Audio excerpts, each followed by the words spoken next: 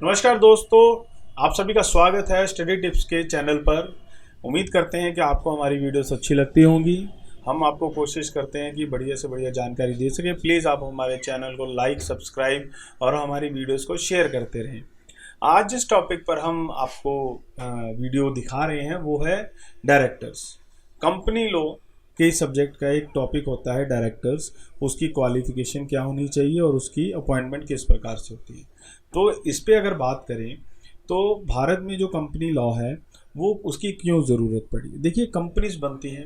अब कंपनीज जब बनती हैं तो उन्हें गवर्न करने के लिए कोई कानून तो चाहिए, तो वो कानून बना कंपनी लॉ। इस लॉ में बताया जाता है कि कंपनी में किस प्रकार से कार्य होंगे, अफेयर्स कैसे होंगे।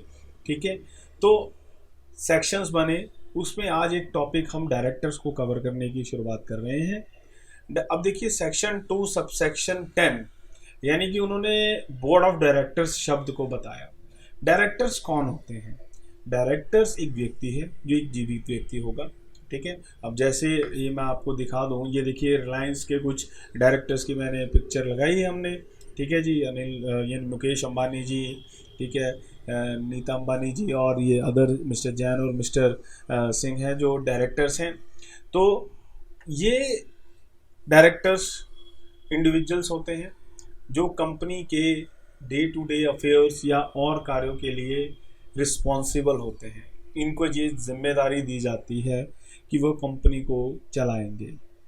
अब डायरेक्टर्स के जो पूरा समूह बनते हैं, जो यानी एक से ज़्यादा लोग जो मिलकर डायरेक्टर्स होते हैं, उन सभी के इकट्ठे रूप में उन सभी को बोर्ड ऑफ डायरेक्टर्स कहा जाता है। यानी मान लीजिए किसी कंपनी में 5 डायरेक्टर्स हैं, तो उन पांचों को एक नाम से पुकारना हो तो क्या कहेंगे? Board of directors. कि ये बोर्ड ऑफ डायरेक्टर्स मीटिंग्स करते हैं, डिसीजंस लेते हैं। कुछ एग्जीक्यूटिव डायरेक्टर्स होते हैं, कुछ नॉन एग्जीक्यूटिव, कुछ इंडिपेंडेंट होते हैं। तो इस प्रकार से डायरेक्टर्स की भी परिभाषाएं हैं। तो अभी डायरेक्टर्स जो हैं वो अपॉइंट किए जाते हैं बोर्ड में किसी भी कंपनी में। अब इसके बाद किसी ने, एक स्टूडेंट ने पूछा कि क्या शेयर होल्डर्स ही डायरेक्टर्स होते हैं? तो आंसर आया कि एक शेयर होल्डर डायरेक्टर हो सकता है, पर यह ज़रूरी नहीं हर डायरेक्टर शेयर होल्डर हो। यानी कोई इंडिपेंडेंट डायरेक्टर वो शेयर होल्डर नहीं है, फिर भी वो कंपनी के सुचारू ढंग से चलाने के लिए वो डायरेक्टर है। उसको मान लीजिए आपको कोई ऐसी नॉलेज है जो आप, जिस नॉलेज के लिए आप पूरे विश्व में या पूरे देश में आपकी नॉलेज अच्छी है, तो कंपनी आपको एज ए डायरेक्टर अपॉइंट कर सकती है। ठीक है जी, उन्होंने आपको पेरोल पे रख लिया।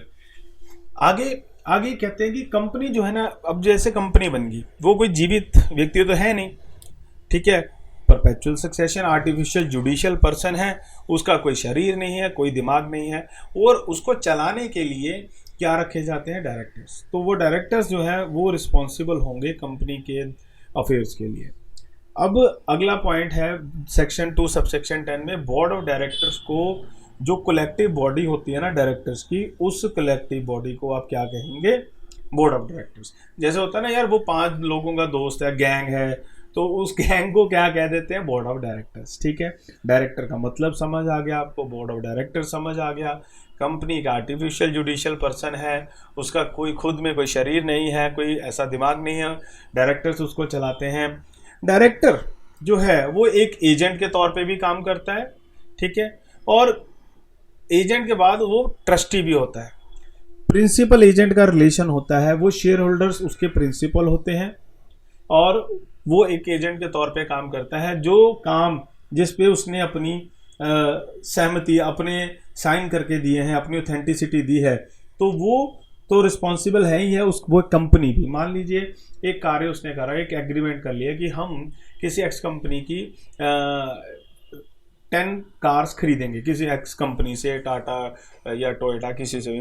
वो एग्रीमेंट उसने कर लिया, पर वो एग्रीमेंट उसकी पावर से अधिक था कि उसको सिर्फ 7 कार्स बाय करने की अथॉरिटी थी।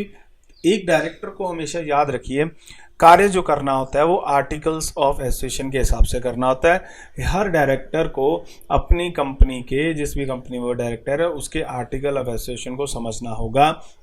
कि उस आर्टिकल में क्या कुछ लिखा हुआ है, उसमें उसकी क्या पावर्स हैं, क्या उसकी फंक्शनैलिटी है, ये वहाँ से आता है। तो कोई भी डायरेक्टर बने तो ये कहे कि मुझे तो कंपनी के आर्टिकल ऑफ एसोसिएशन का पता ही नहीं है, वो एक लाइक ए क्राइम ही है। एक मेमोरेंडम ऑफ एसोसिएशन होता है, वो एक अलग लेवल पे होता है। तो ये उसकी जानकारी हर डायरेक्टर को होनी चाहिए। तो उसके बाद क्या है कि उसने वो 7-10 कार्स बाय करने का कॉन्ट्रैक्ट कर लिया। तो अब उसके ये काम था अल्ट्रा वायरस, उसकी पावर से अधिक जाकर उसने काम करा है जो उसको अलाउड नहीं था। तो अब यहाँ पर जो शेयर होल्डर हैं, अगर वह उसके इस कार्य को अप्रूव कर देते हैं, कि उसको ऑथराइज कर देते हैं, रेजोल्यूशन पास कर देते हैं, तो ये काम उसका वाइड नहीं वैलिड हो जाएगा, जो अभी तक वाइड था। तो ये क्या मैं समझाना क्या चाहता हूँ कि एजेंट जो होता है ना, एजेंट के काम को कौन वेरीफाई ऑथेंटिकेट कर सकता है? प्रिंसिपल। तो शेयर होल्डर्स उसके प्रिंसिपल बन गए, तो वो उसके किए हुए काम को ऑथेंटिकेट कर देंगे। ठीक है जी। हाँ, अगर उसने कोई ऐसा काम करा या कोई शेयर होल्डर्स ने ऐसा काम करा जो अल्ट्रा वायरस है शेयर होल्डर्स की पावर से, कि शेयर होल्डर्स को कंपनी के आर्टिकल्स में या मेमोरेंडम्स में वो अधिकार नहीं है, वो नहीं कर सकते थे, तो अगर वो कार्य करते हैं तो वो कार्य वाइड ही होगा, वो वैलिड नहीं हो सकता। ठीक है जी। तो ये एक डायरेक्टर और उसके एजेंट, वो एक ट्रस्टी के रूप में डायरेक्टर काम करता है कि जो कंपनी की एसेट्स हैं, जो अफेयर्स हैं, वो उनको संभाल के रखेगा, डे टू डे के बिजनेस में ध्यान देगा और उसको सुचारू रूप से चलाने के लिए कि कंपनी को कोई लॉस ना हो, कोई टैक्स इवेजन ना हो जाए, इस प्रकार से कोई ऐसा कोई फ्रॉड या क्राइम ना हो, वो सब रिस्पॉन्सिबिलिटी उसकी है। डायरेक्टर को एक ऑफिसर भी माना जाता है, जैसे कहा जाता है ना कि company and it's officers will be held liable. तो उसी परिभाषा में ये शब्द का उपयोग किया गया है कि डायरेक्टर को ऑफिसर भी माना जाता है, तो वो कंपनी के द्वारा किए हुए कामों के लिए लायबल होता है। तो डायरेक्टर एक बहुत इंपॉर्टेंट पोजीशन होती है किसी भी कंपनी में। तो उम्मीद करते हैं आपको काफ़ी हद तक डायरेक्टर के इस इंट्रोडक्शन की काफ़ी सारी अच्छी जानकारी मिल गई होगी। तो अगले वीडियो में हम इसका एक्सटेंशन वर्जन लेके आएंगे, अगले टॉपिक पे डायरेक्टर्स के ही डिस्कशन करेंगे। प्लीज़ आप हमारी वीडियोज़ को लाइक और शेयर ज़रूर करते रहें अगर आपको अच्छी लग रहे हैं, और हमें प्लीज़ कमेंट्स में बताएं कि आप किस टॉपिक्स पर और वीडियोज़ चाहते हैं। जय हिंद, जय भारत।